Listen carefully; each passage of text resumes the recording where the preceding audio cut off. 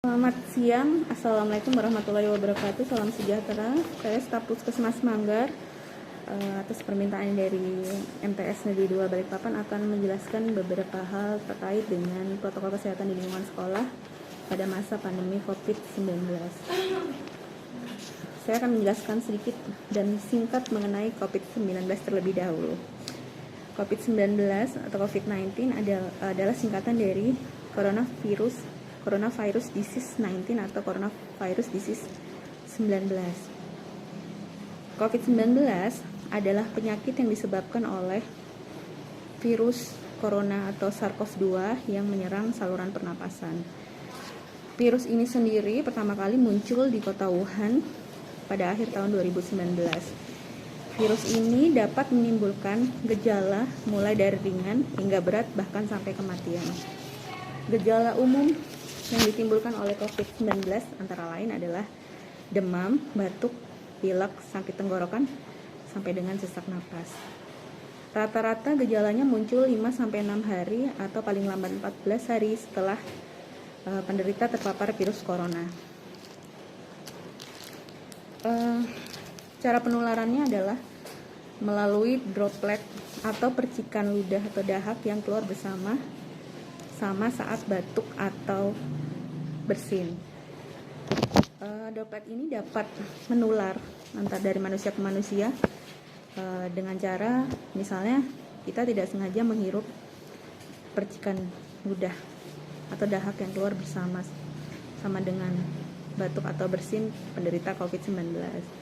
Kita tidak sengaja memegang mulut, hidung dan mata tanpa mencuci tangan sebelumnya setelah menyentuh permukaan yang terkena percikan ludah atau dahak dari penderita COVID-19. Yang terakhir, melalui kontak dekat atau kontak erat dengan penderita COVID-19.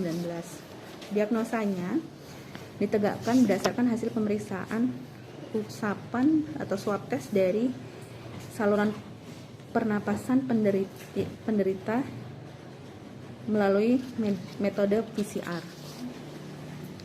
Pengobatannya sampai saat ini belum ditemukan pengobatan yang paling efektif atau yang benar-benar efektif untuk mengobati penyakit atau COVID-19 ini.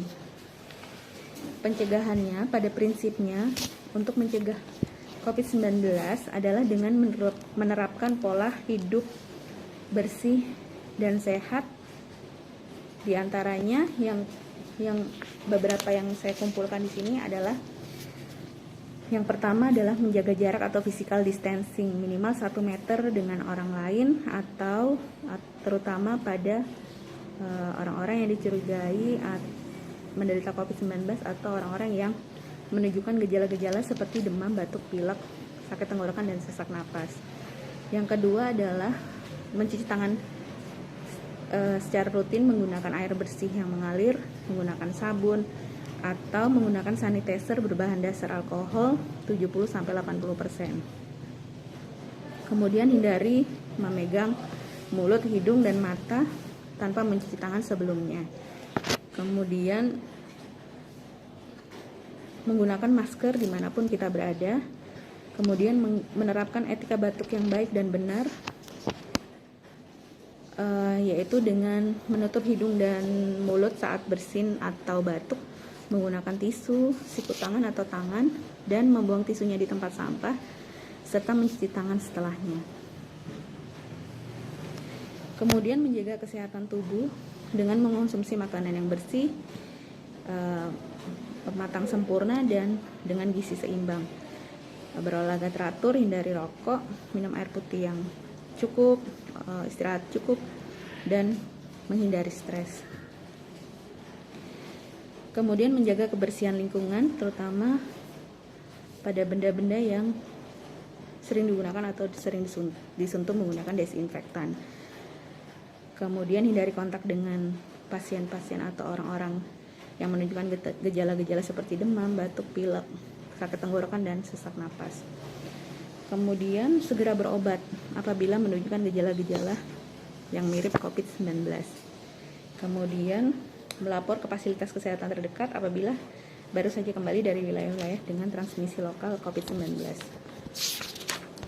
Sekarang kita masuk ke materi protokol kesehatan di lingkungan sekolah. Sesuai dengan peraturan pemerintah bahwa hanya daerah-daerah atau wilayah-wilayah dengan zona hijau yang boleh melakukan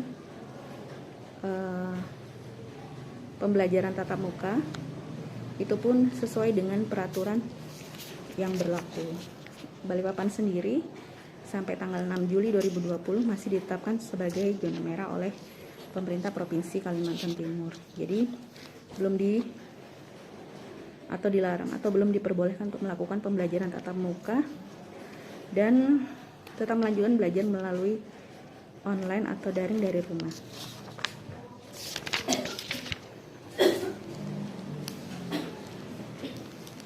Saya belum menemukan edaran mengenai protokol kesehatan di lingkungan sekolah dari pemerintah Balikpapan.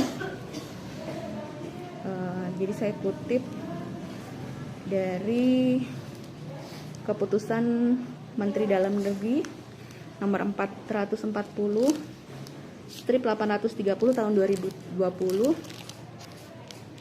tentang pedoman tatanan normal baru, produktif dan aman coronavirus disease 2019 bagi aparatur sipil negara di lingkungan Kementerian Dalam Negeri dan pemerintah daerah. Di sini disebutkan ada 2 masa,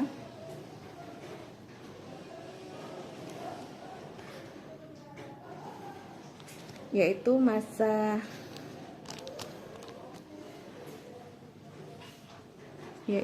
masa transisi dan jadi protokol layanan pendidikan dan sekolah dibagi menjadi 2 masa, yaitu transisi dan masa normal baru. Nanti saya bacakan yang penting-penting saja. Yang pertama protokol pada masa transisi.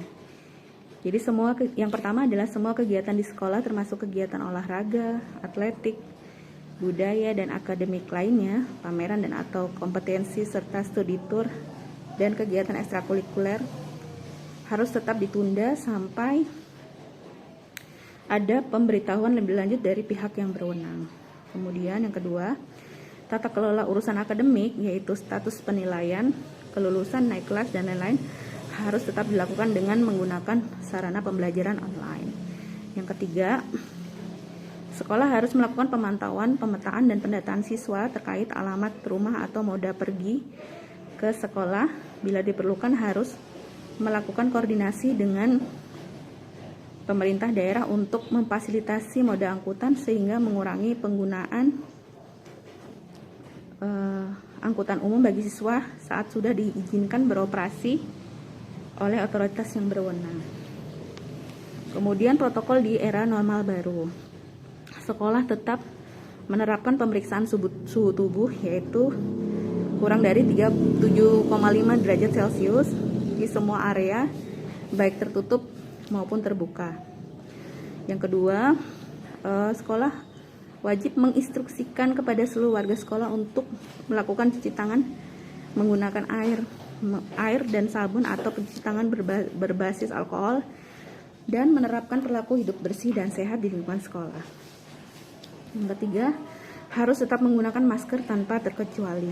Yang keempat, membersihkan ruangan dan lingkungan sekolah terutama secara rutin minimal 1 hari sekali dengan desinfektan khususnya pada benda-benda atau wilayah-wilayah yang sering disentuh atau dipakai. Kemudian sekolah juga harus memonitor absensi atau ketidakhadiran warga sekolah apabila diketahui tidak masuk karena sakit dengan gejala demam, batuk, pilek, sakit tenggorokan, sesak napas, maka disarankan untuk memeriksakan diri ke fasilitas kesehatan terdekat.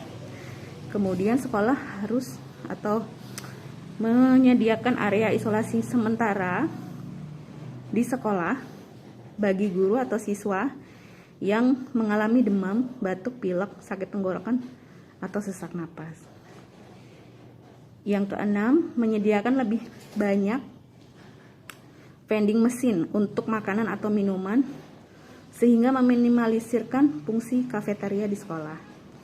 Kemudian mengintegrasikan kelas online dalam kurikulum dan mempromosikan cara-cara kreatif pembelajaran dan keterlibatan siswa tanpa kontak fisik dan melaporkan langsung ke ruang kelas. Kemudian menerapkan perubahan pada ekstrakurikuler, pendidikan jasmani dan istirahat jam kelas di tempat dilanjutkan dengan standar atau protokol kesehatan. Membuat denah yang informatif untuk menjaga jarak fisik. Kalau disimpulkan di sini berarti sekolah harus memiliki fasilitas termogan atau termometer non kontak.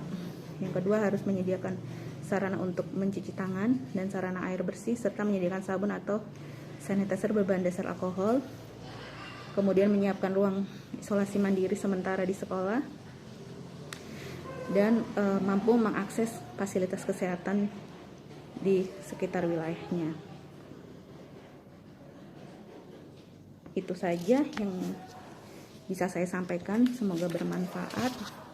Kurang lebihnya saya mohon maaf. Terima kasih. Assalamualaikum warahmatullahi wabarakatuh.